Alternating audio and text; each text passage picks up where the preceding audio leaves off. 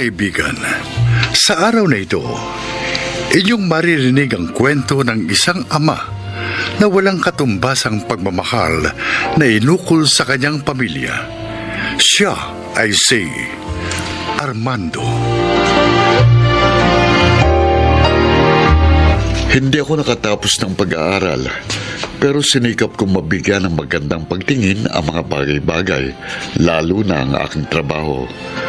Maintenance worker ako sa isang sangay ng gobyerno sa mahalagang lugar ng ating bansa na nangangailangan ng restoration. Mahal kong aking trabaho dahil ito ang pangunahing bumubuhay sa amin ng aking pamilya.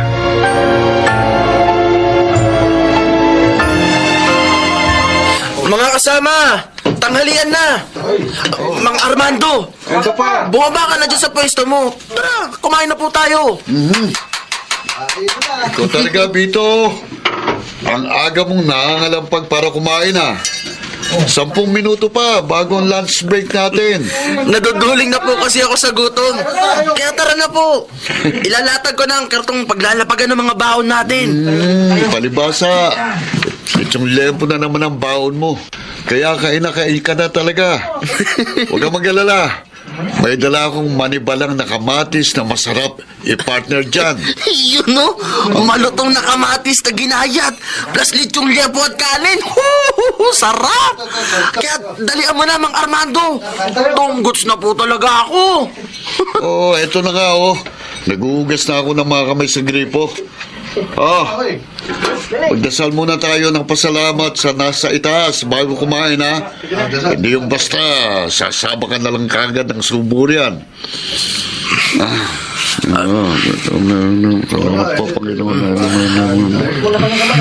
Ayos na. Sige. Salamat. Ang tagal na rin po pala ninyong maintenance worker ng agency, Mang Armando. Oo.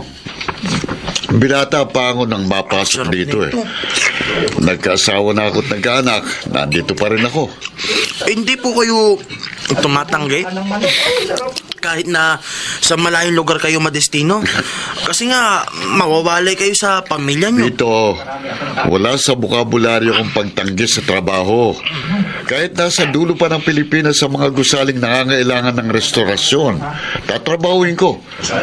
Ayokong palampasin ang pagkita ng pera para sa pamilya ko. Lalo na ngayon, pareho nang nasa kolehiyo yung mga anak ko.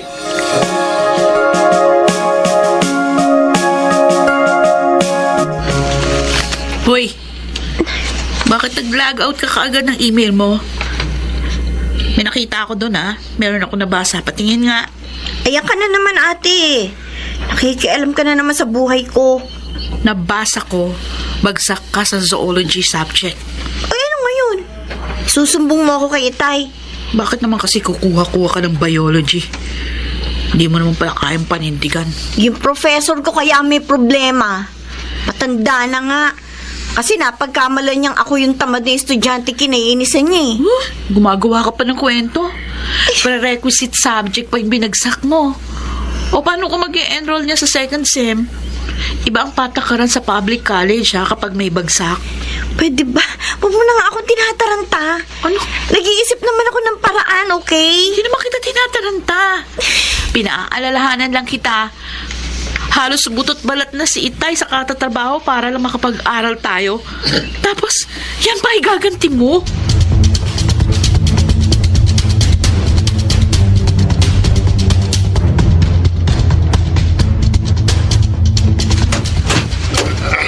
Armando? Bakit yata parang hindi maipintay ang mukha mo? Tsaka, bakit hagod-hagod mo yung balakang mo? Mayroon bang masakit sa'yo? Ilang araw na kasi ako nahihirapang umihi Paudlot-udlot na kasi ang pag-ihi ko na hindi ko maintindihan. Ang mabuti pa, bukas na umaga, punta na tayo sa doktor. Mainam na yung mga check-up ka para magamot agad kung ano man yan. Hindi pa pwede, Liway. Bukas ang alis namin papuntang Calamba para kumpunuhin ang ilang sirang bahagi ng bahay ron ng mga Rizal. Ako mamumuno sa mga taong magtatrabaho ron, kaya kailangan naroon ako. Sus mo, Dios, para mga doon. Isasapalaran mo ang kalusugan mo para lamang sa trabaho mo. Uy. Baka nakakalimutan mo. Iisa lang ang buhay mo at dapat mo itong ingatan.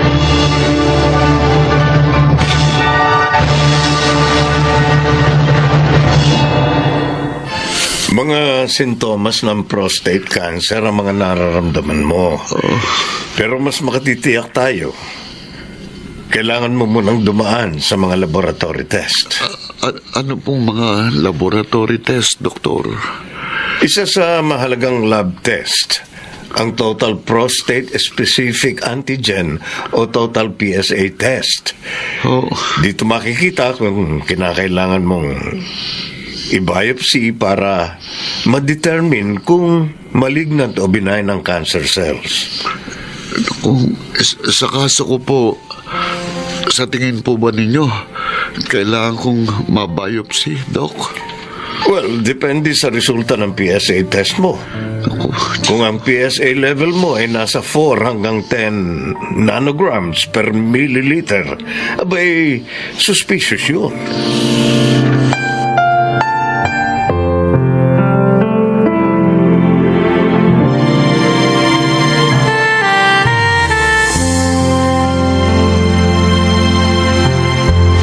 Positive sa prostate cancer ang itay niyo.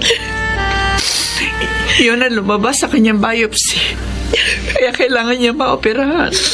Pero saan po tayo kukuha ng pera para sa operasyon ng itay? Mabuti nga at may isang hospital dito sa Maynila na nagbibigay ng libreng operasyon sa prostate cancer. Napakalaking tulong no kahit papaano. Magagamot na lamang ang ating poproblemahin.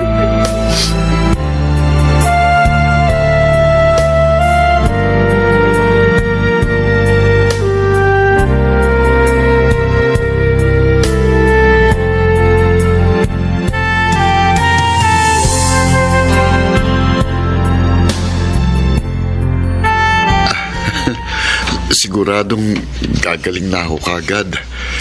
Kasi nga, dinalaw ako ng paborito kong anak. Huwag niyo nga ako nistirin dyan, Tay. Alam na alam ko naman po si Ate Amor ang paborito ninyong anak eh. Hindi. Ikaw ang paborito kong anak. Dahil ikaw palaging isinasama ko sa aking mga dalangin. Na sana, gabayan ka lagi ng nasa ita sa tamang pagdedesisyon. Lalo na sa pag-aaral mo. Tay naman eh. Kinukonsensya pa ako. Totoo yun. Ikaw palaging laman ng aking mga dasal, anak. Pwede naman po ninyo akong pagalitan. Ang gusto ko, ayusin mong pag-aaral mo sa pagkakataong ito, ha? Tandaan mo, ikaw ang gagawa ng sarili mong kapalaran. Opo, Itay. Pangako po. Mag-aaral na po akong mabuti sa susunod na semester. Pahalagahan ko na po ang pag-aaral ko.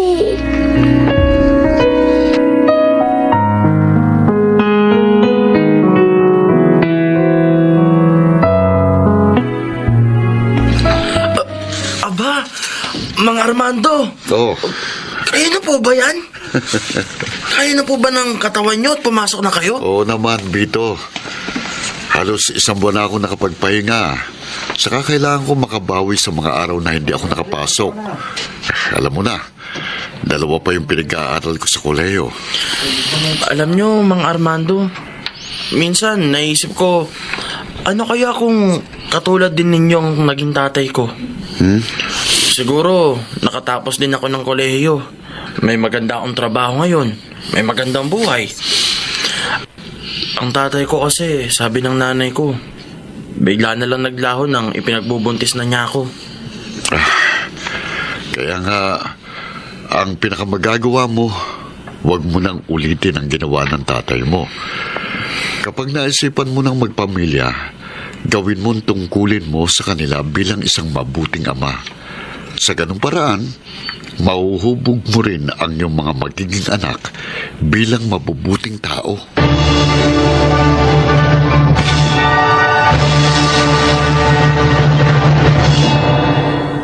Ipinagmamalaki kong ang lakas ko bilang isang ama ay sa pamilya ko nagmumula. May munting mga pagkabigo sa panig ni Jasmine.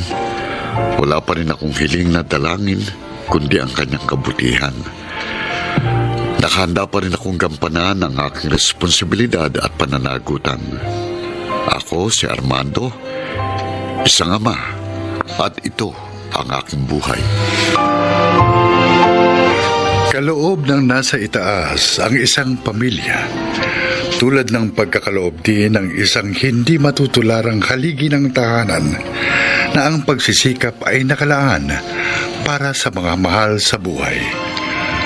Makaragsiganap, Angelo Alcantara, Lionel Benjamin, Susan Robles, Rosana Villegas, Chiquit del Carmen Amor, at Phil Cruz sa papel na Armando. Naglapat ng angkop na tunog Jerry Mutia, sa musika ni Buboy Salonga, supervisyong teknikal Eric Lucero at Bong Muyar, creative consultant Phil Cruz, production assistant Anching Cruz. Ito'y mula sa panulat ni Sel Barlam, sa direksyon Salvador M. Royales. Ito ang aking buhay.